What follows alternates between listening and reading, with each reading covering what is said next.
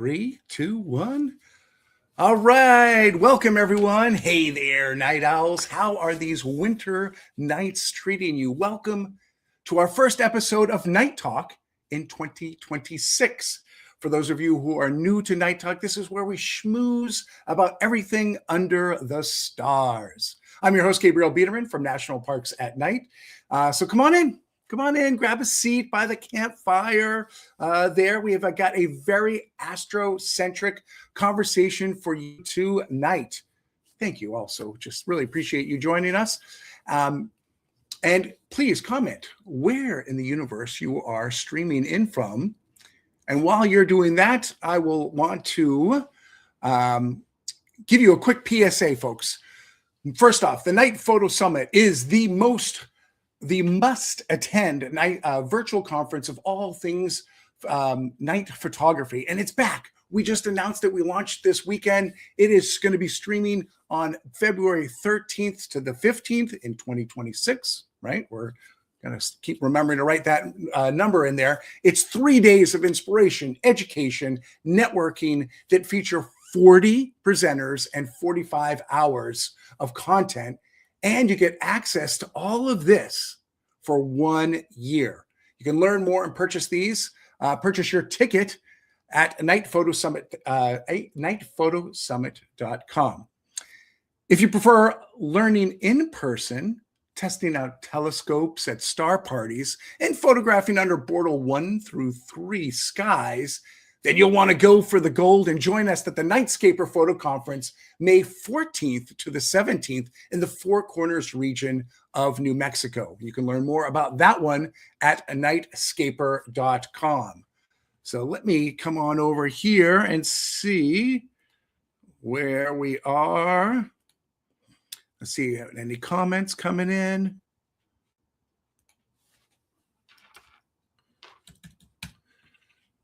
I don't see. I'm having little Instagram issues there, so apologies. We'll see if that gets cleared up. But let's get back to our guest here, our very special guest here. We have got Ian Lauer. He is an incredibly passionate person whose main goal in life is to help people reconnect with the night sky. He creates incredibly fun, approachable videos that turn complex space and astrophotography topics into engaging stories for curious minds. Ian also leads immersive astrophotography workshops and stargazing tours, loves backpacking, camping, sipping on very good bourbon, and fun fact, he is the second confirmed metalhead that we've had here on Night Talk. So we're thrilled to have him on board as both a speaker, not only for our upcoming Night Photo Summit, but he's also going to be giving sessions at our in-person Nightscaper conference. So without further ado, let's give a very warm welcome to Ian.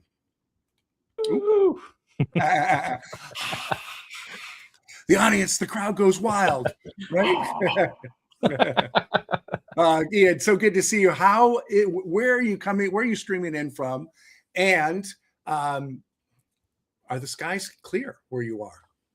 I'm in Alabama right now on the border to Georgia. Actually, I can look outside and see Georgia. That's how close it is. So right there on the border. And it is not very clear out tonight. So boo. Boo, boo. Well, we're wishing you clear skies. It's like I was just in Pittsburgh for a couple of weeks over the holidays. And I swear during day and night, just overcast every night. It's just like, I guess that's the winter mix is coming here. Folks, we're so excited to have you here. And I've got a ton of questions for you, Ewan. But before we get started, remember our wonderful audience that we've got here. We want to hear from you too. So please drop your question in the chat so we can make sure that we can answer them during our time here. I would also be remiss without mentioning that Ian is married to the amazing astro artist, Kat Mason, who dethroned Bob Ross at last year's Night Photo Summit with her spontaneous Aurora painting class. They just welcomed their first child, Luna, into the universe. I wanted to give a big congratulations to both of you, to all of you, for that. That's amazing. And I got to say, two night photographer artists coming together, baby Luna must be made up of a ton of space dust. Oh my gosh, yeah. Oh yeah, we've got all of the like swaddles and clothes and everything. It's all space related. Is exactly right. If there's one kid that's destined to be, reaching for the stars more than anything, it's got to be her. So really, really congratulations on that. Thank you. Well, I don't know how to mute that. Unfortunately, Matt, you might have to help me dropping chat questions into the chat. Apologies, I got the mic coming on. We're getting some reverb on that. The man behind the scene. All right, so let's jump into this. You've had quite a wonderful astro journey so far, but let's go back to the beginning. What first fascinated you with photographing under the stars? Well, actually, when I was in high school, I took a film photography class, and it's high school, right? So it's like it's super easy. You can take a photo and pass the class, right? Super simple. But I was more interested in video games and playing sports. So I played football. So I didn't take any photos. And I remember on the very last day of class, I was failing the class because I didn't take any pictures.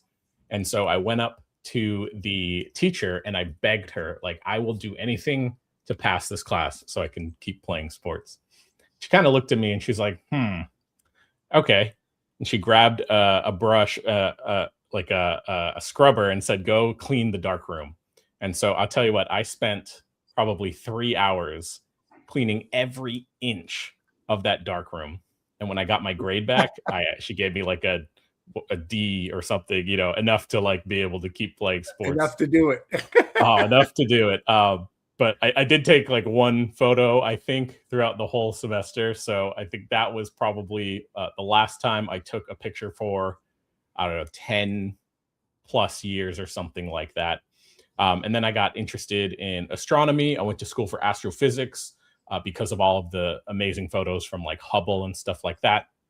And then I went to work in the telescope industry, and I saw people were taking pictures of deep space, nebulas, galaxies. Like, I remember seeing this photo of the Horsehead Nebula, and then I saw it wasn't like a like a big observatory taking this photo. It was just a customer of ours taking it. And I was like, oh my gosh, people can just take photos like this. And so I got super excited about learning how to do that. A few of the people that I worked with did astrophotography, so they taught me, and I took my very first photo of the Andromeda Galaxy from the incredibly dark skies of Orange County, California, which are not dark, extremely light polluted. It was a terrible photo, but I was so excited. I was just like, oh my gosh, I actually did it. I photographed Andromeda. This is amazing. And so that was the beginning of a long journey. And so I started out with big, like, observatory class telescopes. And over the years, I started to get smaller and smaller with my equipment until a friend of mine handed me a Fujifilm camera and said, here, why don't you try this?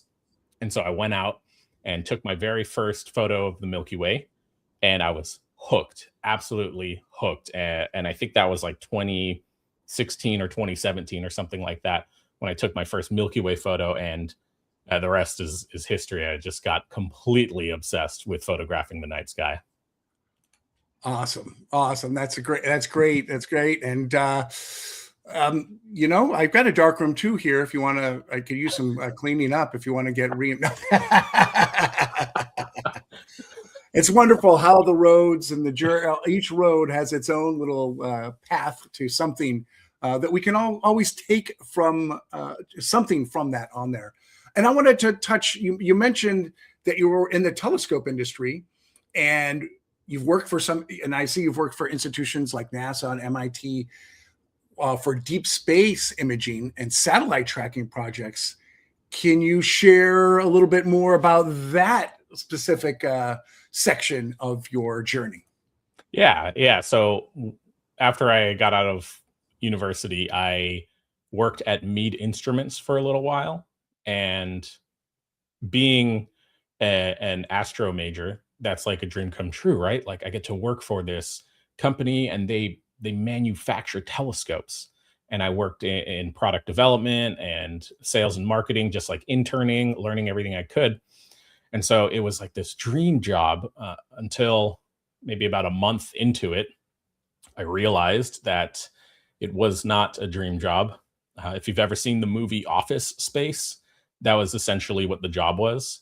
And this, they could be manufacturing anything, nuts and bolts or screwdrivers or something. To them, it didn't matter. It was all just profit driven. They didn't care about astronomy or stuff like that. They just cared about, trying to get the highest sales for the quarter. And so it was very, very defeating, very deflating, I guess. And but I learned a lot about telescopes, more so than when I was in university. But then after that, I worked at OPT Telescopes, which was in San Diego. And that was quite an incredible journey, because when I got there, it was this small camera store on the corner of Oceanside, California. And I got in there as a customer service person, just answering phone calls. And I worked my way up to being the marketing director. And over the time I was there, we built it to the largest telescope retailer in the world. And we did lots of fun projects, made lots of cool equipment, stuff like we had a brand called Radian, which a lot of people joke. It was, I came up with the name because it's Rad Ian. So they thought I was just trying to insert my name into a brand. Yeah, right. But yeah, that was a super fun journey. And they were really excited about sharing the night sky with people. Did a lot of outreach events, lots of star parties and things like that. And then definitely huge into astrophotography, especially deep space, getting people interested in deep space. And that's where I learned how esoteric deep space astrophotography was at the time. And so we worked really hard to try and get it to a place where it could be easily accessible to people. And while I was there, I did a lot of work with NASA and big observatories and universities like MIT, Keck Observatory, places like that, where they would ask us, they had some requirements for what they were trying to do. And so I would help them put together specific equipment that could help them succeed in whatever their project was. And then we had commercial customers who had these strange projects. And I remember one of them, they were trying to find faint satellites in the sky to track their movements. And that's when I got really interested in space domain awareness, because I didn't know that was even a thing, or that people used telescopes for that thing. I always thought it was just like radar or like military stuff like that. And so after I left OPT, I went and helped a friend of mine with a startup called R Sky. And what we did was we set up telescopes all around the world with the goal and the intent of being able to track satellites. And so my job was to figure out what equipment to use, and then how we can track these satellites with the equipment that was available. And so once we got that startup funded, I left, and now I get to, make YouTube videos and take pictures of the night sky and share it with people. That's awesome. That's awesome. I work, I don't know if I work at B&H Photo. So being around all the toys, all the great gear. But like you said, being with a company that, has a bigger vision, right? And when you can't have a bigger vision than when you're dealing with telescopes and all that, so, but just looking beyond that and getting it into people's hands, because I think telescopes have just been, boy, they've seemed so scientifically out of our reach, right? It seems like you need to a PhD really to own one. And so many people had one in their backyard, and maybe you look through it and you see something this small, which I want to get a closer look at these things. And I think that's where the technology, especially over the last 10, 15 years, has gotten all those celestial objects so much closer, and we can capture them not only with our phone for people who are just needing just something simple and easy. You can attach that to it, or all of these cameras now that, you know, that photography and astro, they used to be totally separate, totally separate things. But boy, they're such good cousins, you know, that they really should be, you know, they can play so well together. And that's, it's just amazing, really amazing to see that. So that's great. And you've helped carry that along, and your videos on YouTube are just really help, you know, I think bring all of so many of those ideas back down to the common person, right? And really make it accessible. You really make it fun and accessible for us to engage in. So really, really appreciate what you've done and working on that solid foundation there and jumping from there. I can now also, quick update, I fixed it. I can now see Instagram comments, so feel free to comment away. Matt in the background, you can also relax, but we got that. And so hello to everyone watching. I see Detroit Girl Love, and then on Facebook and YouTube we got Kathy, who's coming to Nightscaper as well, and Jay, good to see you as usual. Ian, talking about now, okay, so we've got the beginning, we've now got the mini, but the middle of your journey right now. But it seems to be you're having the time of your life right now. You're leading these really wonderful hands-on workshops where people get to get their hands maybe for the first time onto telescopes. You're introducing them to the astro landscape. You're sometimes even sipping on bourbon under the stars. You know, it seems like a pretty good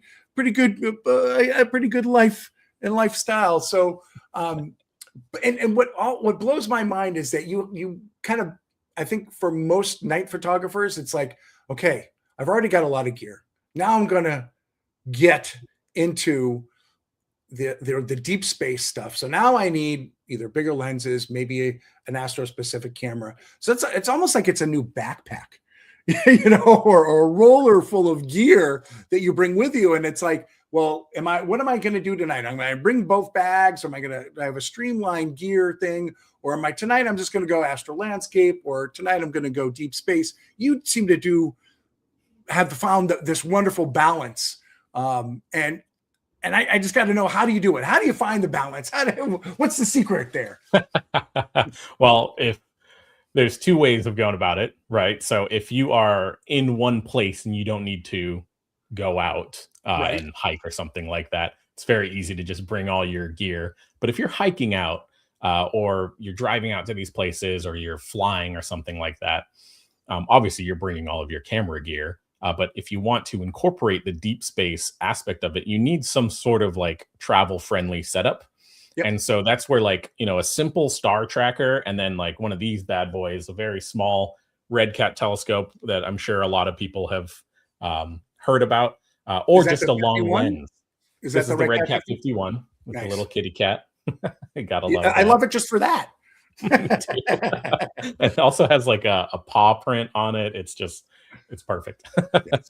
But yeah, like having a small setup that you can actually carry around. And you don't need a telescope, right? That's the thing that I always like harp on when I get people interested in the deep space side of things, is that you don't need to buy a telescope if you have a long lens. A lot of photographers have these really nice, expensive lenses that are probably, you know, better than this, or, you know, on par with this. And so being able to photograph things like galaxies and nebula with that is completely within reach. As long as you've got that star tracker, you can do it all. And so being able to do both of those things is just a super rewarding pursuit. And I honestly, I think that deep space astrophotography is one of the most rewarding types of photography, because it's such a challenge, but also we are literally the first humans in all of human history who can now photograph deep space with, you know, entry-level equipment. Before it was like, you know, people with massive observatories on the top of huge mountains, and you needed all this funding and stuff like that. And now, you know, you can get something like this, or even just like a 135 millimeter lens, and you could photograph galaxies. It's absolutely mind-blowing that what we can do now. Yeah, it truly is. And we're definitely going to pick your brain a little bit about on this gear here. So what is right now? I know you've tested a ton of gear. What's your go-to? Let's start. What's your go-to astro landscape setup? Yeah. So I've recently partnered with Nikon. So I've been using the Nikon Z5 II, and I absolutely love it because and they're not paying me to say any of this stuff. I really really like the camera. I have it uh, back here. Yeah. And it has the autofocus on stars feature, and then the brightness monitoring, which they call starlight mode. So it makes it really easy to line up your shots, makes it really easy to dial in focus perfectly. And then I also have a 14 to 24 millimeter f2.8 lens, and absolutely love that setup. And then I've got a slick tripod and ball head, and I carry those around and shoot all the time. But I usually, if I'm out, I'm carrying at least 2 cameras. So bringing my Sony a7S III, which is, I'm sure most people know, is absolutely incredible for astrophotography and for night filming and stuff like that. And if I do have a third camera, I have my Fujifilm X-T4, and a lot of times I'll use that for time lapses, or I'll also be doing like tracked Milky Way and stuff like that. And then, of course, I always have my star tracker. See, not only is it okay, most of us are bringing 2, maybe 3 gigs. You're bringing 2 or 3 different systems. How do you juggle all that? There's a lot of different menus going on there. Yeah, it's a lot. I actually, I've been thinking about my next video, and it's going to be like a comparison of like the 3 cameras for deep space. And I have this line that I've been thinking I thought would be really funny, which is like, I'm comparing this Fuji and this Nikon and this Sony to photograph deep space. Now, you're probably wondering why I'm not comparing it with Canon. Well, the answer is because I don't have a Canon camera. Right. So maybe eventually I'll got to get you one here. I saw you, and then you were throwing a Canon with that the quick test you did with Bray, and the setting up the who could set up the camera, set up the first, and you got thrown a Canon. So but you survived. You did it. Hard to figure out what you're doing in a race. Exactly. What I've had a similar journey. I've used all those cameras, and I think they're, especially I think definitely the Nikon and the Z5 II is a totally underrated camera. I think people think of it are maybe not considering it because it's a kind of put in as a creator camera or an entry level full frame, but no, it's got all the latest. Remember, folks, that is actually the newest of Nikon's cameras. So it's got all that tech. I think that's the only camera Nikon has that has that the star focus on it, which that is in itself worth its weight in gold. Awesome. How many times has everyone struggled? Exactly. And the Sony A7S, obviously, that's been a low light buster. I think that's a great also for video. Do you do many of your videos with the Sony? Are you capturing? Oh yeah. All of the low light video I do is with the Sony. Yeah, that's wonderful for that. Curious about I've found that the APS-C with the Fuji, that's always struggled with the higher ISOs, but you are solely always using that with the tracker. Is that how you're overcoming? Yeah. So the Fuji actually, it has a higher response to the hydrogen alpha wavelength, which is like this like abundance. Yeah, right, because it doesn't have the Bayer filter on it, right? Yeah, they got the X-trans filter, and so it's got, I think it's like 10 or 15% better response to that.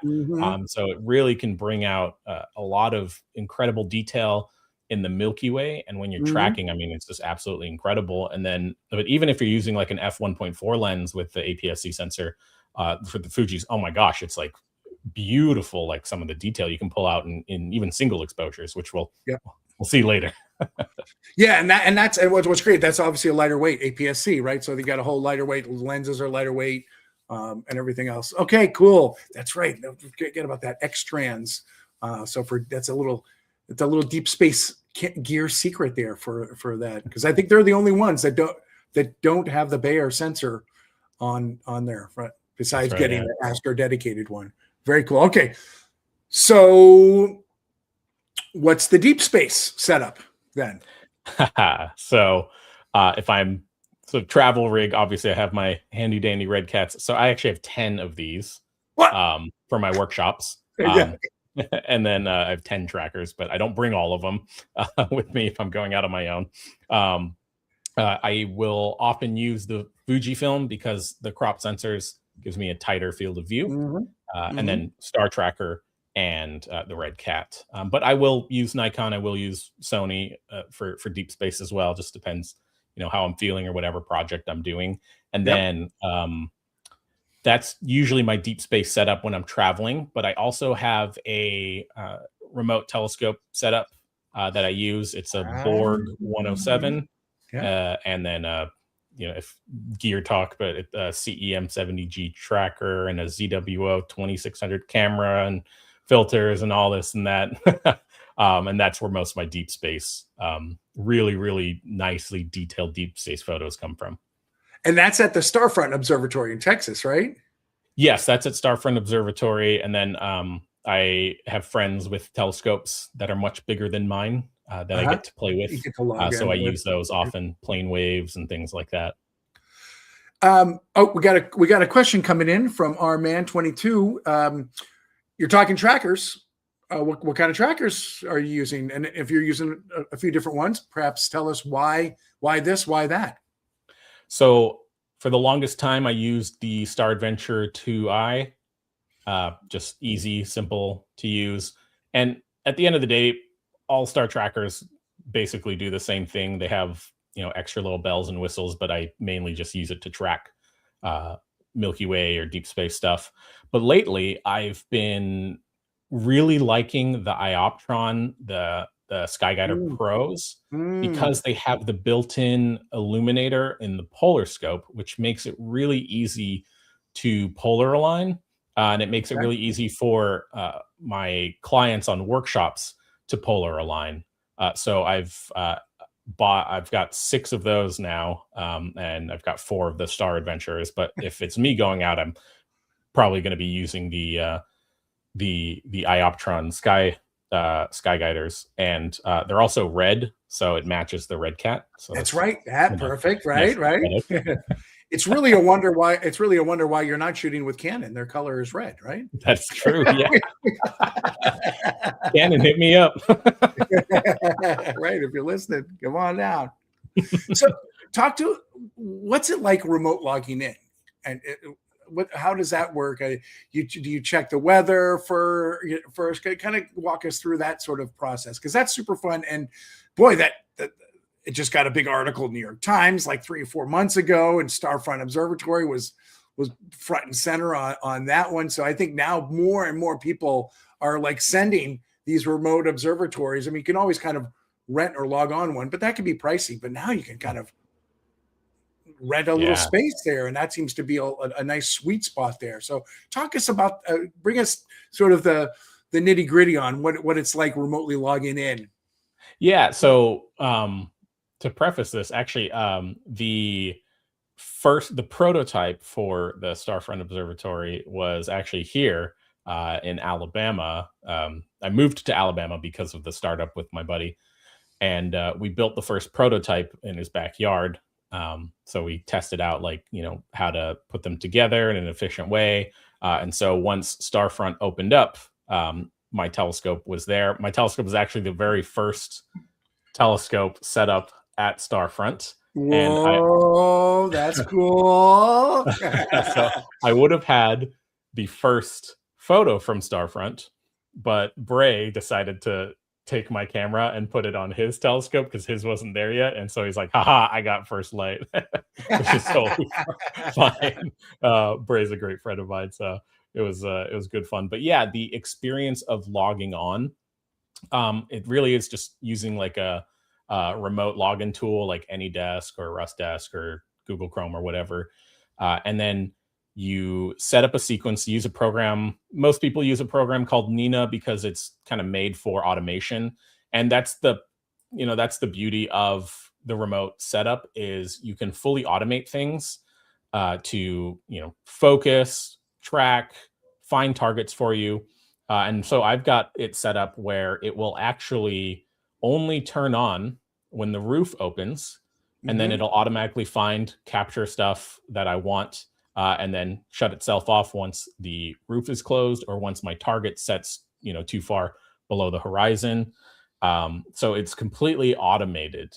And there's a lot of like within the deep space community, there's a kind of a lot of tension because there are people who say like, oh, it takes away from the experience of being out under the stars. But my pushback on that is I can have my setup capturing deep space photos while I'm out, hiking and photographing the Milky Way. So it's kind of like I get a little double whammy doing 100%. That. You're right, being really productive. Right?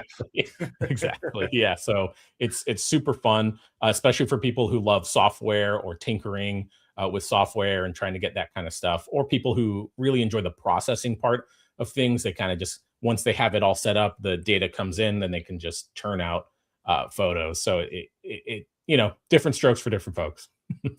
What is your telescope at Starfront currently fixed on? So it is shooting the California Nebula. Okay. I have never done a narrowband image of the California Nebula, which is kind of like close to the Pleiades in the sky. Actually, if you take like a wide angle lens or like put a 50 millimeter lens up and then, shoot in that direction of the Pleiades, you can actually capture the California Nebula. It looks kind of like a red strip, but they call it the California Nebula because it looks like California. Dude. But yeah, that's what I'm shooting, and I'm shooting it in narrowband so I can get all those pretty Hubble colors. And how many hours do you really ideally want to, set? Because I think that's most people don't. I mean, obviously, deep space people do that. You need hundreds of hours, or you'd like hundreds of hours of a lot of time, right? Yeah, and the remote setups have now enabled people to get those long, deep exposures, and that's how. So, like for example, at Starfront, we have collectively put the telescopes together to photograph one region of space.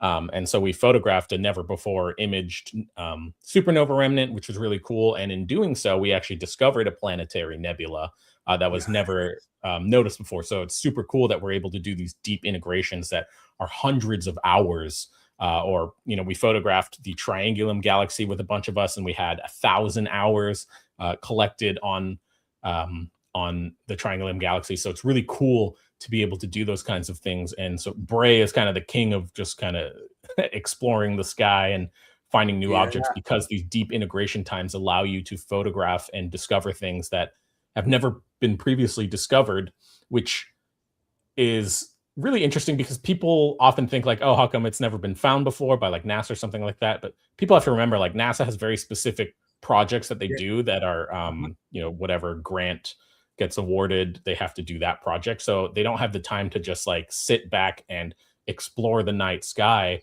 for, oxygen remnants of a supernova or something like that. But with these remote setups, we're now able to do things like that. But yeah, to go back to your question, the California Nebula, I probably am about 25 hours now, and I usually try to aim for like at least 30 hours on a target to get really rich detail. Nice. I mean, boy, right. If you're working together, I mean, I could just think of this as almost like you're really doing gigapixel shots, collective gigapixel shots of certain areas. So I imagine how much the universe is going to open up to us now. So more people pointing to the stars than ever before. Oh yeah, that's awesome. Let's see a couple questions and comments. First, we'll jump over to Instagram. We got Andrea Kapler. She's got the Canon RA body, and its adjustments obviously to see more red colors and things like the Milky Way. And right, I would say of the Canon cameras, right, if you can get yourself an RA, or maybe modify a slightly newer one. I'm not sure. What's your take on when a company makes one modified versus when you get one modified by a company that does that? Is there pluses, minuses that you found? Yeah. So I don't shoot with modded cameras, but plenty of my friends do. You certainly get incredible detail for that like hydrogen alpha wavelength, which is like what a lot of like nebulas and are abundant in, which is why they pick them up really well. And what I find really interesting with these modded cameras now is the ability to do like these kind of deepscape images with really detailed nebulas. And so it looks really, really cool. The RA I know is, I mean, if if I don't think they make it anymore, but if they do have one and Canon wants to send me one, I'd love to use it. But yeah, I think that's like that would be the dream Canon deep space camera to use. Nice. And a big shout out to Brian. Brian, good to see you, brother. He's commenting Sam Morse, who was a previous speaker at Night Photo Summit. He talked about video and night photography. So really cool. We were big Sam Morse fans. Brian, thanks for the shout out. And he's also commenting on what we're talking about with all the telescopes to the sky. So that's what citizen scientists and astronomers are for. 100%. Yes. So, and then our man 22 is asking, what's your top 3 future targets? Ooh, if we're talking deep space, oh, that's a good question. So lined up right now, I would love to go after it's called I forgot the name of it, but it's called the like hidden galaxy or something like that. It's basically a galaxy that's kind of obscured by the dust in the Milky Way. So that's a really cool target that I want to go after. And then there's the Tadpole Nebula, a really cool one too, with neat features. The little globules of gas and dust actually look like little tadpoles. So that one is another one that I want to do.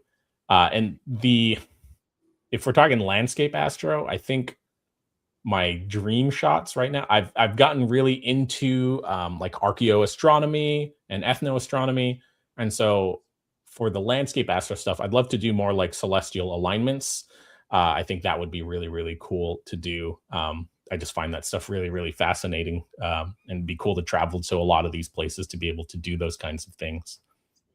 All right, right on. Well, we look forward to seeing your results from these future endeavors. And, we're talking all this stuff. Let's take a look at some of your images, because I think we're talking a lot of deep space. We're imagining it. But it's time to take a look at some of Ian's work. So let's first start out with this image. Let's see. I'm going to bring this, add to the stage. There we go.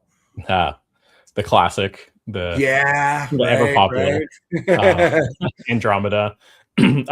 This one actually, I wanted to show this one because this was taken with the Nikon Z5 II camera. And so I think it's just a great way to show people that you don't need expensive, dedicated astrophotography cameras or things like that. You can use a simple DSLR to get incredible results like this. And again, I used the Red Cat telescope and a tracker. But again, you don't need the Red Cat telescope to take photos like this if you have a long lens that is relatively fast, like f5, f4, something like that. You can get these kinds of photos. And these results are exactly what my workshop students get when they take our workshops. They capture these images in one weekend. And so I think there is still kind of that stigma that, it's like really difficult or technical or hard. But some of the workshop students that I have never used a camera before. And I'll tell you a quick story. One of the workshop students we had arrived to the workshop and he showed me his camera and he's like, so I got the camera that you use, the Fuji X-T4. It's like, oh, awesome. And he's like, yeah, it arrived yesterday from Amazon. How do I use it? Yeah, that's it. Yeah. And he actually got a photo of the Orion Nebula on the first night out. And he's a very like cool, level-headed guy. So he doesn't get super excited, doesn't really express emotion very much. So, when the photo came in, I was like, dude, you got Orion, isn't that amazing? And he's just looking at it and he's like, yeah, this is cool. And I was like, oh man, oh no, he must hate this. This sucks. So the next morning he came up to me and he's like, Ian, I want to show you something. And he shows me this graph, and I'm like, what am I looking at here? And he's telling me he was wearing one of those aura rings that goes around your finger, and it measures your heart rate and, gives you health readings and stuff like that. And he's like, look at the spike in my heart rate right here. That's when the photo of Orion came in. And I was like, oh, that's amazing. That is so cool. There's the proof right there. That's it. All right. Well, let's go from let's take a journey here. This also should be familiar to most, but why don't you tell us where we've gone now? So that is the Pleiades, the Seven Sisters. One of my favorite just night sky objects. And this was taken from start front with my remote scope. So it's like a deep, I think this was like 35 or 40 hours of integration. But what I love about this image is that when you look at the Pleiades in the sky, you see the 6 stars that are clustered together. But when you take these photos, you get to reveal all of the gas and dust that are just wispy floating around there in space. And it just shows off all of the incredible detail that the universe offers us, right? You just have to look, right? You just have to look for long enough, and the universe will reveal its secrets. And so to me, it's just such a beautiful representation of the Pleiades, which is, again, my favorite cluster or one of my favorite objects in the night sky. It's just absolutely gorgeous in those blues, and then all of the strange little streaks and wisps of gas and dust. It's just absolutely incredible what's around it. This constellation glows so well. We can obviously, this is one we can easily see with our naked eye, and it's great to photograph. But to see the fine detail that you've got here is just breathtaking. And kind of for those who are not in the know, this brings breathes whole new life into this constellation, and really. Really wonderful shot. We got a question from Jay asking, back to the Andromeda photo, what were you using the Red Cat? What was the millimeter lens equivalent for capturing that?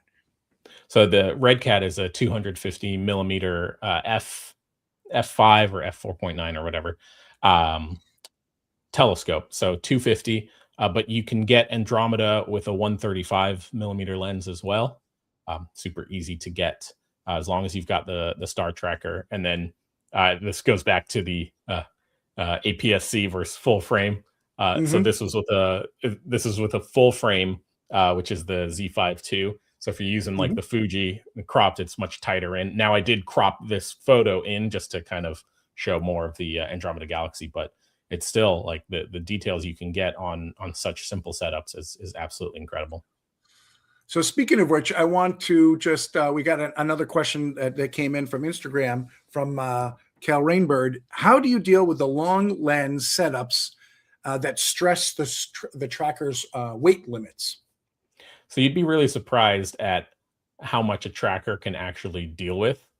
As long as you have the counterweights to balance it, you can use some pretty intense equipment. Now, I've seen people who have put like massive 600 millimeter bazookas on it. And they're able to track for like a minute, and I'm like, oh, dude, more power to you. I would probably struggle to make that work, but if you are a wizard at polar aligning and balancing the setup, go right ahead. Yeah. I think getting a nicer level, not your entry level tracker. Right, getting something that's has that counterweight, medium size at least. You can do it with, and again, I think most people are looking at between a 150 and 250, or even like a 135, 105 to 250 is usually that's a great starting point to get your eyes on it. 100%, yeah. Let's see. The questions are rolling in now. First off, we got a shout out, Jack Fusco. A Night Photo Summit and Nightscaper speaker and awesome photographer. He says, hello, your work is beautiful. We're going to show a picture that Jack always takes pictures, usually with people in it and stuff like that. So we'll have to show one of yours first, soon. But we have a bunch coming in now. Andrea Kepler, when shooting with a body like the Canon RA, is it better to shoot on a full frame or a crop, right? So I guess you shoot with both crop and full frame. Are you using the full frame, or are you using those full frame cameras in crop mode, or you're doing your cropping in post? I crop in post. I always shoot with the full sensor. Yep. Excellent. You never know. You might get you want that full field of view. You might get a little stray meteor or something like that. Yep. Yeah, that's a good point. Good point. Sue Wright is asking, what's your opinion of the Ioptron Sky Guider Pro, which you said you love, for a lens up to 200 millimeter? I think it just depends on the weight of the lens that you're using, but it's probably fine. Just make sure you dial in that polar alignment as precise as you can. Usually when I'm, I think I make a lot of astrophotographers mad because I kind of, when I shoot the Milky Way, I kind of just plop my tracker down. I kind of look, I'm like, it's close enough. And then I, just shooting wide with like a 12 mil lens or something, who cares? But once you get up to those long focal lengths, yeah, dialing it in precisely is a must. And making sure that you don't bump the tripod, kick the tripod, or be too aggressive when you're balancing or pointing around. I think that's also really important because the polar alignment needs to be so precise that you got to just really be gentle. And oftentimes you might find that you just go back and readjust it before you start exposing. So just a little advice there.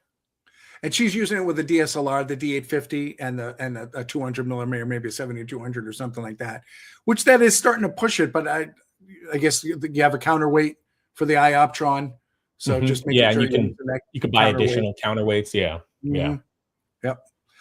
Salty Skyline, hello. Your photos are absolutely stunning. Oh, thank you so much. And speaking of which, we got to let's show another stunning shot. Let's bring it. We'll come back down to earth a little bit and show an astro landscape shot. And this one's for you, Jack. We got some people in the shot as well. Tell us the story behind this shot, Ian. Yeah, so I think first and foremost, this is just a single exposure with the Fuji, and I think like a 12 mil f2. And I think this is a great example of like you don't always need to do tracked and stacked blue hour blend type images. The scene itself sometimes just sets itself up for greatness. And so this one was a great example of that. A single exposure with, you could still see the detail in the Milky Way. But what I love about this photo is that you can see yourself standing there under the stars. And when I do when I do a lot of my landscape shots, I kind of want to give people that feeling, because when we're out there photographing the stars, we feel everything, we see everything, we get all five senses activated when we're out there shooting. And so to me, the goal isn't just to, how can I make this photo the most detailed image? How can I pull out the most detail in this photo? To me, the goal of astrophotography is to give people that feeling that they're there. You want people to be able to put themselves in that scene and give them that feeling of like, yes, I want to go out and experience this myself. And I think this photo does a great job of that, getting people to want to go out, camp under the night sky, camp under the stars, and just be there, because most people now live in light pollution. 99% of people in the US and the UK live in light polluted skies. 80% of people in the US have never seen the Milky Way. And so if we can inspire people to get out there with our photos, it doesn't matter if the framing is wrong or the colors are bad or it's not completely accurate. If the goal is to inspire people, then to me, this photo has done that job. Yeah, I mean, to me, this brings is very nostalgic photo, right? The colors, the gold, and everything seems like it's a timeless photo that reminds me of one of my first times camping out with the family. Hopefully, we've had an opportunity or will have an opportunity to bring our family or friends out and to find someplace where we can see the stars, right? So many of us just don't even see them. We live in these urban locations and you can pretty much count on the moon and that's about it. maybe an occasional planet, but we have but to see this, to witness this, I think is the best streaming that we can have. There's the best streaming channel we can ever log into, 100%. Yeah, we have this I always tell this joke where, like, most people live in cities so bright you can barely see the full moon. Yeah, exactly. Okay, yeah, come on now over to New York City, right? You'd mentioned you'd use Slick. We have, I believe, Salty Skyline is asking, is there a particular model that you lean on more in the Slick brand? I don't remember the exact name of the model or the model number, but I use the carbon fiber ones because they're just lightweight, easy to walk around with.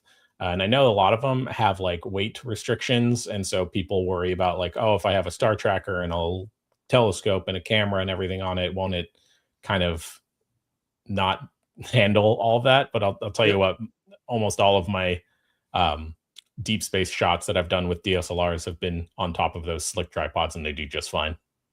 I think a solid tripod can hold 15 pounds, which usually I know when we put a tracker and like a 70-200 equivalent, and a full frame camera on our back, it seems like it's like 50 pounds, but it's actually under 15, right? It's nine times out of 10, it's under 15. So you're pretty safe. I think the counterweight is the key thing there, finding that balance.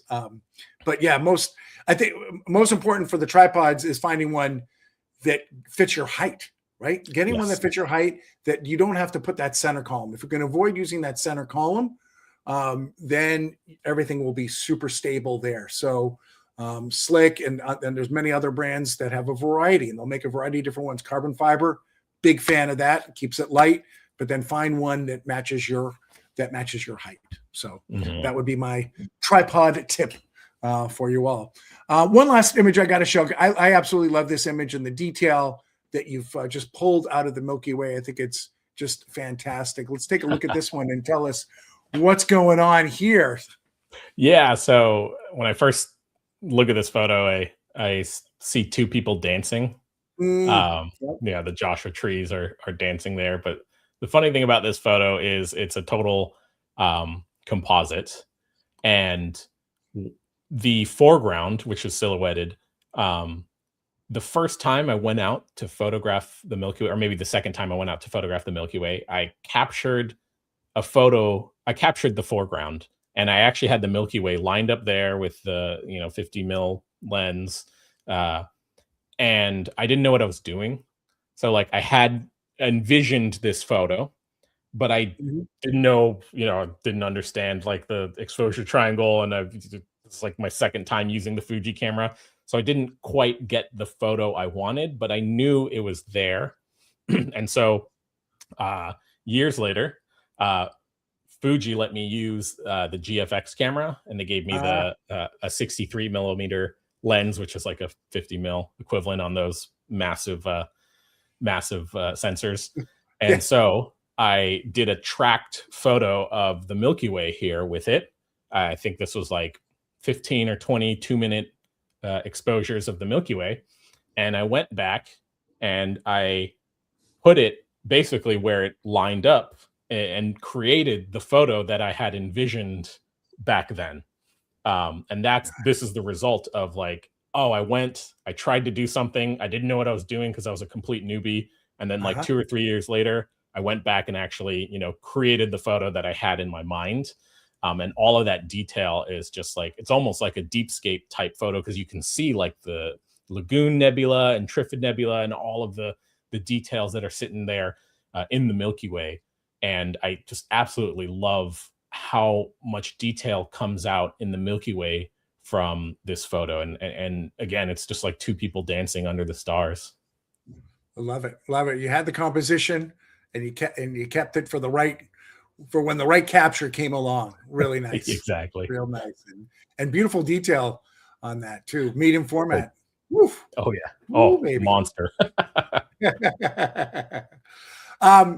Question for you, or actually wanted to again point out that Ian is going to be speaking at the upcoming Night Photo Summit, February 13th to 15th. His talk is entitled "What I Learned Capturing the Milky Way in Every level of light pollution. Ian, can you share with us what people can expect to learn in your session? Yeah, so I created a YouTube video where I traveled to every light pollution level on the Bortle scale, so 1 to 9, to see what that would look like. Because most of the time, when we look at the light pollution levels around us, we use the Bortle scale. It's the night photographer's best friend, but it's often just graphics or like composite photos.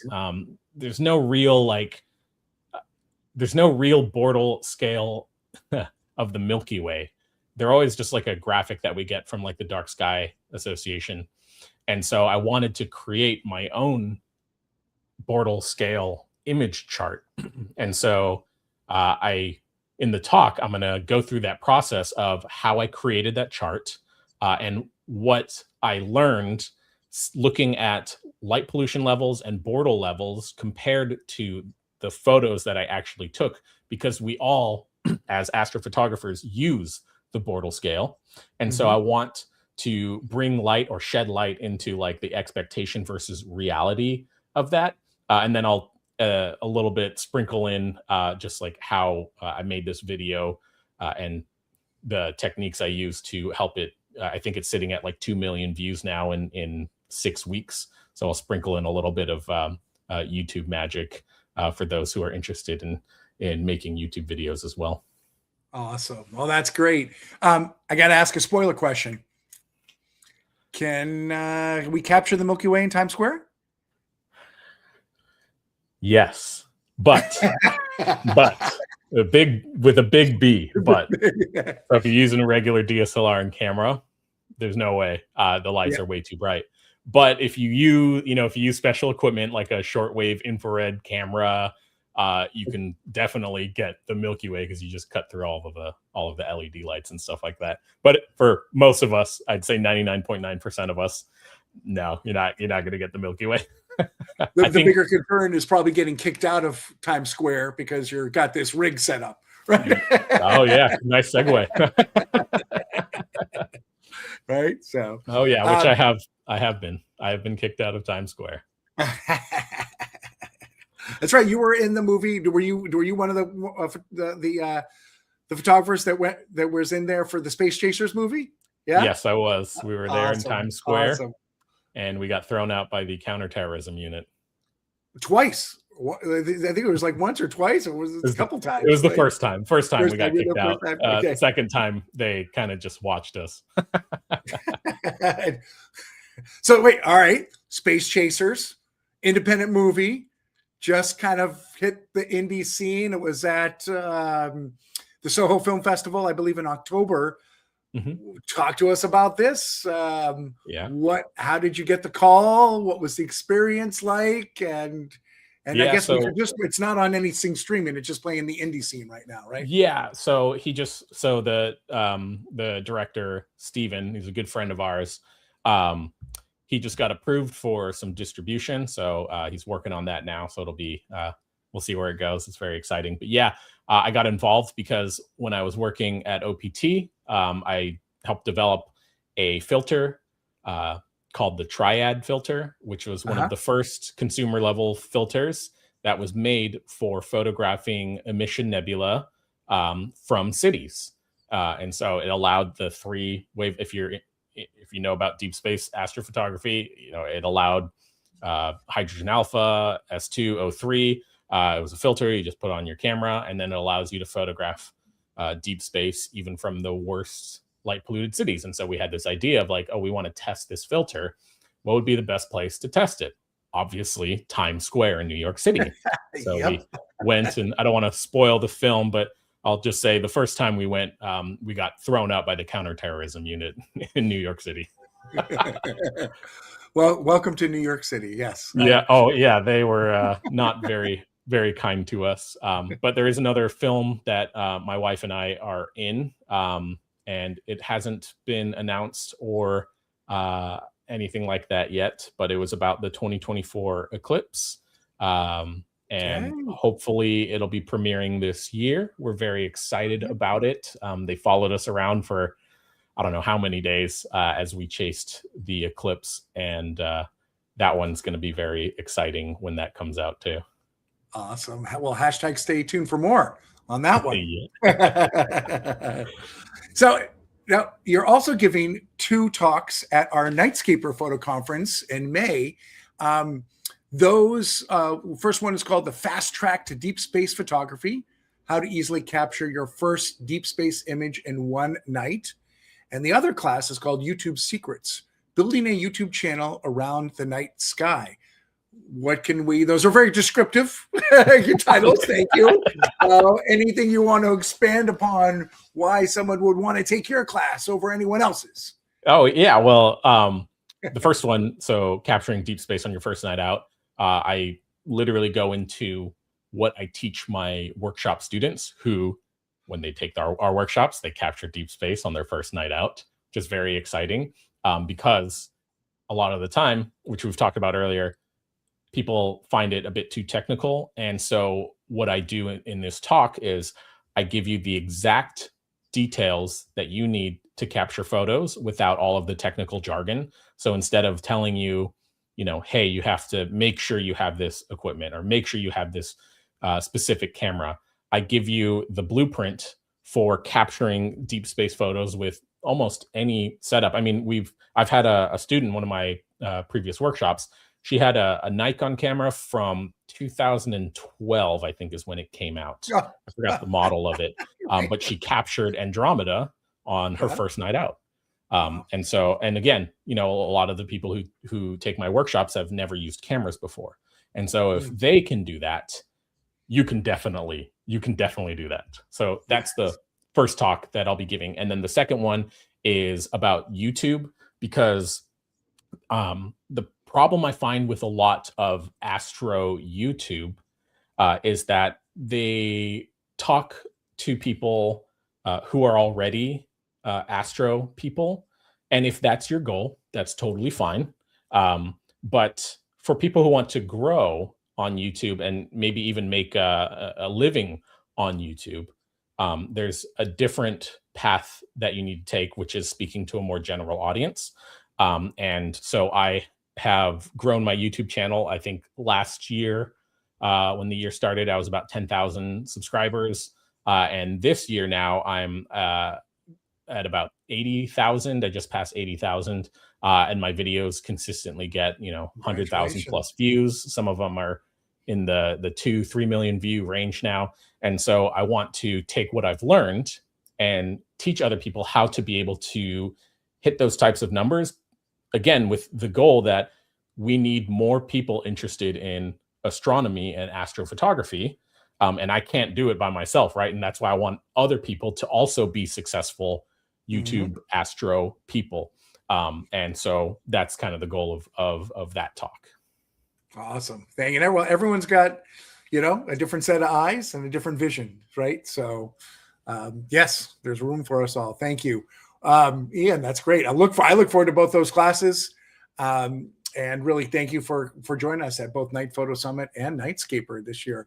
I got to say, Ian was attending Night Photo Summit last year, and he was at every class, everywhere I went. He was in there commenting, learning from others, sitting under other people's learning trees. He's really so supportive and really intelligent and really great at sharing his knowledge with us all. So really take advantage, folks, with it at not at our conferences, but also definitely give him a follow on his YouTube channel at Ian Lauer Astro, IANLAUER ASTRO. I think it's right there, right there. Oh yeah, there, right there. What am I even spelling for? All right, and folks, we're going to be wrapping things up in a few minutes. So if you have any last minute questions, now's your time to get your questions answered. Drop them in the chats. I have a nice general question that I like to ask everyone. What's on your night sky bucket list?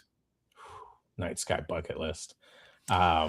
Yeah, definitely the one I mentioned earlier, which is photographing celestial alignments. Yeah, I think that would be really, really cool. Because I would love to, like, go to Stonehenge and photograph some of those like solstice alignments. That would be really cool. Yep. And then, getting night shots from a lot of like archaeological sites, like Göbekli Tepe or some of the other ones in that area. I think that would just be so cool to connect the past with like the present day. Um, that would be incredible. And then I would love to shoot the aurora, because I've only done it when we had that big solar storm last year.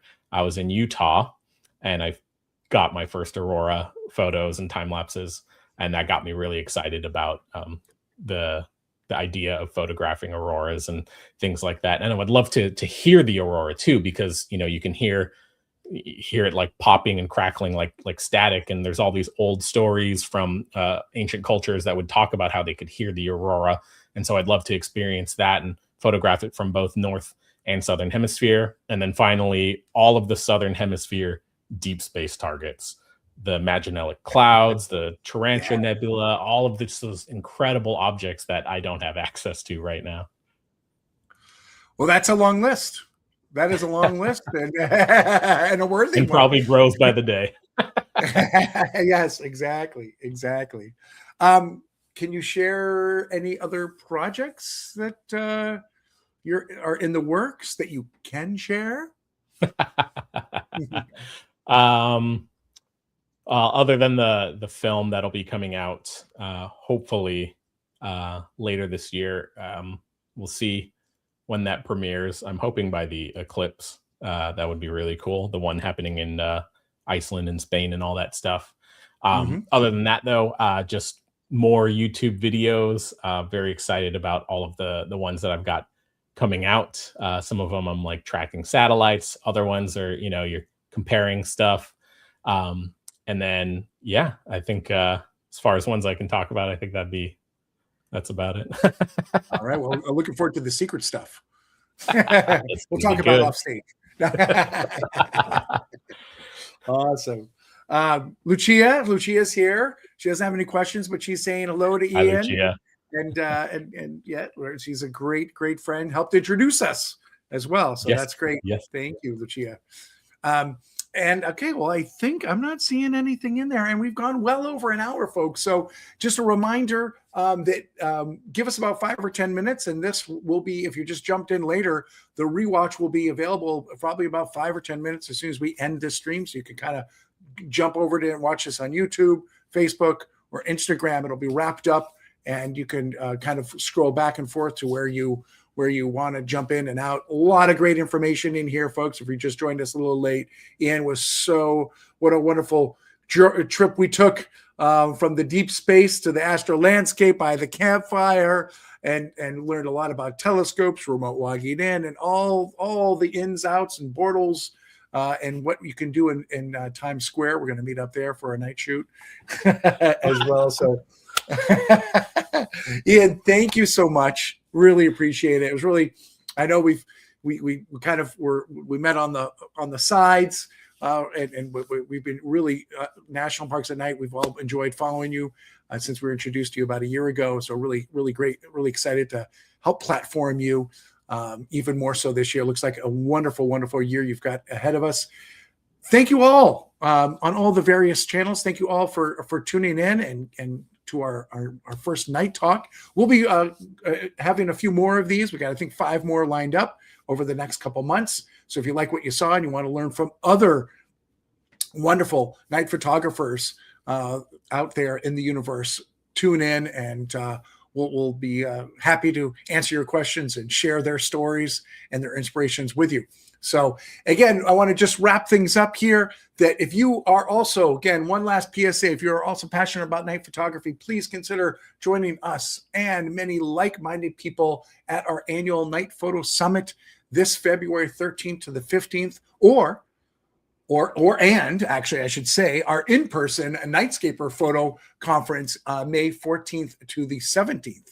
We're going to have tons of presenters, lots of hours of inspiration, instruction, and fun in both the virtual and the in-person one.